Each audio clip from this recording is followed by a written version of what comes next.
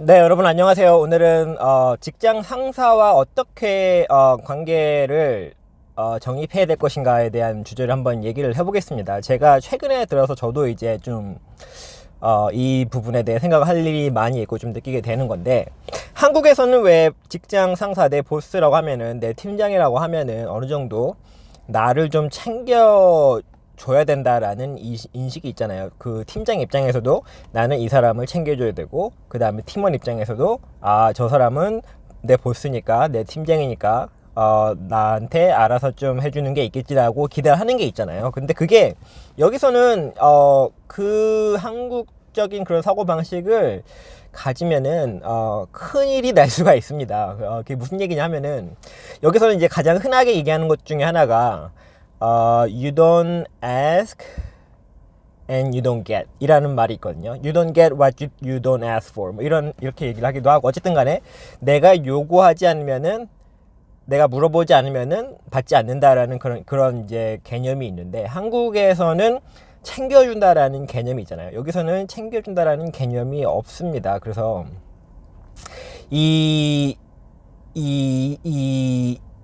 그럼 내 보스랑 얘기를 할 때, 아니면 내가 누구 상대방하고 얘기할 때도 마찬가지고, 뭐 일반적으로 누구와도 이렇게 얘기를 할 때, 아니면 이렇게 어떤 관계를 정립을 할 때 생각을 해야 되는 게, 내가 내 생각을 말하지 않으면 상대방이, 물론 뭐 때에 따라서는 좋은 사람이 있을 수도 있고 좋은 보스가 있을 수도 있고, 그런 사람들이 나를 알아서 챙겨주는 경우도 있지만, 아닌 경우가 훨씬 더 많고, 그 상대방 입장에서는 네가 나한테 얘기 안 했으니까 너는 아무 문제 없는 거 아니지 않냐, 이렇게 생각을 하게 되는 거거든요. 그래서 미리 짐작해서, 한국적인 문화로는 미리 이제 상대방의 그런 상황을 짐작을 해서 그거에 대해서 좀 더 마음을 써주고 좀 도움을 주려고 하기도 하고, 뭐 이제 여러 가지 이렇게 상대방을 배려하는 그런 측면들이 많이 있는데, 여기서는 그 배려하는 측면도 분명히 있긴 있지만 한국에 비해서는 굉장히 적고 아예 없다라고 이제 생각을 하시는 게 더 편하고, 그 다음에 내가 필요한 게 있으면, 내가 원하는 게 있으면 내가 저 사람한테 얘기를 해야 되고, 또 얘기를 할 때도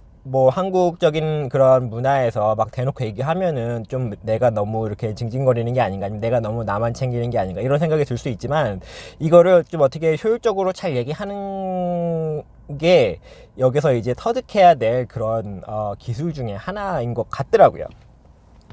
그래서 가령 뭐 예를 들면은, 제가 이제 처음에 여기서 일을 하고 있을 때, 저는 처음에 이제 직장을 잡아서 굉장히 이제 막 열심히 일을 하려고 하고 있었고, 그때 당시에 막 모든 사람들이 퇴근했을 때 저 혼자 남아가지고 막 1시간, 2시간 더 남아서 막 프로젝트를 혼자서 만들어내서 하고 막 이런 적이 있었거든요. 근데 지금 생각해보면 정말 그게 그 사람들 입장에서는 정말 이제 신기하게 보였을 거예요. 왜냐면은 한국에서는 뭐 야근하는 게 당연하기 때문에 저는 뭐 한두 시간 늦게 퇴근하는 게 전혀 아무렇지도 않았지만, 이 사람들 입장에서 보기에는 다른 사람들은 전부 다 4시나 4시 반에 자기 8시간 딱 채우고 퇴근하는데, 얘는 그것도 이제 그 비정규직 템프 인플로이가 이제 그런 걸 하는 거 보고서는 아마 굉장히 이제 좀 특이한 애다라고 생각을 했을 것 같긴 합니다. 어쨌든 그래서 이제 결론적으로는 제가 다시 풀타임 잡도 잡고 해서 결론적으로는 그게 도움이 됐지만, 제가 풀타임 잡을 잡고서 또 일을 할 때 뭐 가령 이렇게 되게 애매한 일 있잖아요. 딱히 누구한테 가는 일이 아니고 뭔가 이렇게 좀 약간 골치 아픈 일인데 누군가 해줘야 되는데, 딱히 이렇게 본인의 그런 업무 영역을 보면 딱히 떨어지지 않는 그런 일이 있으면은 그게 이제 저한테 오기 시작을 하더라고요. 그래서 처음에는 이제 매니저가 나를 이제 업무 능력 인정해 주는구나 하고서는 굉장히 기쁜 마음으로 일을 막 더 했는데, 나중에 이제 계속 일을 떠맡게 되고, 저는 굉장히 바쁜데 제가 이제 다른 사람들보다 훨씬 더 일이 많고 바쁘다는 이제 느낌이 있었죠.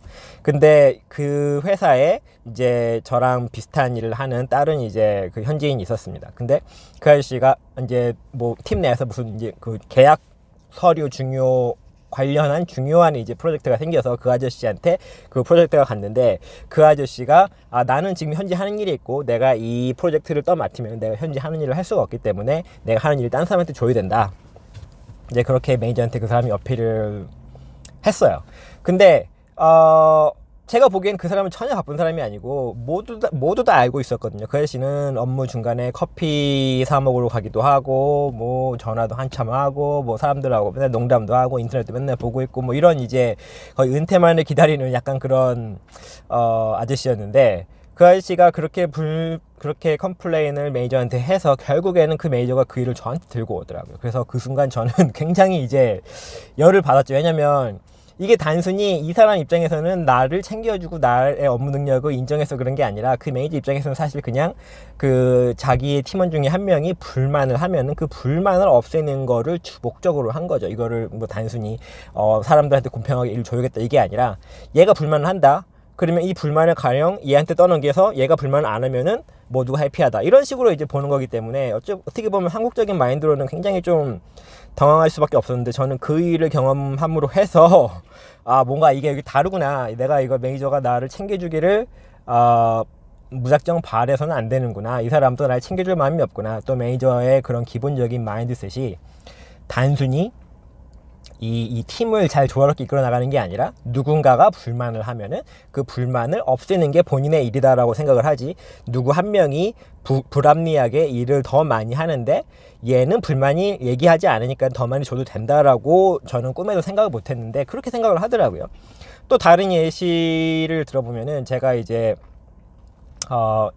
한때 7시 반에 시작을 해서 8시에 시작을 해서 4시까지 일을 했던 적이 있어요. 총 8시간이죠. 근데 그렇게 하려면은 점심시간도 안 가지고 일을 해야 되는데 몇 달 정도 그렇게 일을 했는데 갑자기 매니저가 저를 방으로 부르면서 좀 저희 업무 시간에 대해 할 얘기가 있다고 한 거예요. 근데 저는 좀 약간 긴장을 했죠. 왜냐면 이 업무 시간이라는 거는 이제 계약서에 있는 거잖아요. 이제 사인을 하고 이제 회사에서 일을 할 때 그 계약서 일주일에 뭐 40시간 일을 하고 뭐 이런 게 있기 때문에 계약에 관련된 일이니까 좀 약간 이제 저는 약간 긴장을 했는데 그 매니저가 하는 말이 누군가가 팀원 중에 누군가가 이제 제가 8시간 하는 거 보고 이제 불만을 했다는 겁니다. 왜냐면은 주 법에 의하면은 뭐 30분의 그런 점심시간이 보장이 돼야 되고 뭐 이런 이제 뭐 그런 이유가 있다라고 하네요. 사실 뭐 그게 이제 다른 사람의 절대 그런 이익과 관련된 상황은 아니지만 그냥 그 사람 보기에는 그냥 제가 이렇게 하는 게 꼴보기 싫었나 봐요. 제가 그 사람이 누군지 아직까지도 모르는데. 근데 이제 그 매니저가 그러는 거야. 이제 그런 일이 있어서 이제 네가 업무하는 시간이 좀 문제가 된다. 그래서 제가 그러면 30분 동안 점심시간을 갖겠다. 그러니까는 그 매니저가 순식간에 그래? 그럼 모든 게 해결됐네? 자, 가봐. 이러는 거예요. 그래서 이것도 보시면은 그 매니저의 그 자신이 매니저의 업무라고 느끼는 거는 누군가가 불만을 하면은 그 불만을 잠재우는 거지, 가령 뭐 제가 업무 시간을 8시간 해가지고 뭐 좀 더 효율적으로 일을 한다던가 아니면은 뭐 제 복지가 향상이 돼가지고 더 일하는데 도움이 된다 뭐 이런 거 전혀 신경 쓰는 게 아니라 누군가가 불만을 하면은 그 불만을 해결하는 거를 자기의 이제 목적으로 삼은 거죠. 그런 면에 있어서 만약에 제가 일을 굉장히 열심히 하고 이제 내가 열심히 해서 내 능력을 보여줘서 진급을 하고 싶다라고 생각을 했는데, 만약에 내가 이런 의향을 매니저한테 얘기를 하지 않았다라고 가정을 하면은 딴 사람이 저보다 일을 못해도 그 사람이 될 수가 있어요. 왜냐면 그 사람이 자기 매니저한테 나는 꼭 진급을 하고 싶고 뭐 이런 내 커리어 계획이 있고 이런 식으로 매니저한테 꾸준히 이제 불만을 제기하고 내가 현재 이제 이 자리에 만족하지 않고 뭐 좀 심하게는 뭐 내 미래가 보이지 않으면은 뭐 다른 곳으로 갈 수 있다 이런 식으로 이제 얘기를 할 수가 있잖아요.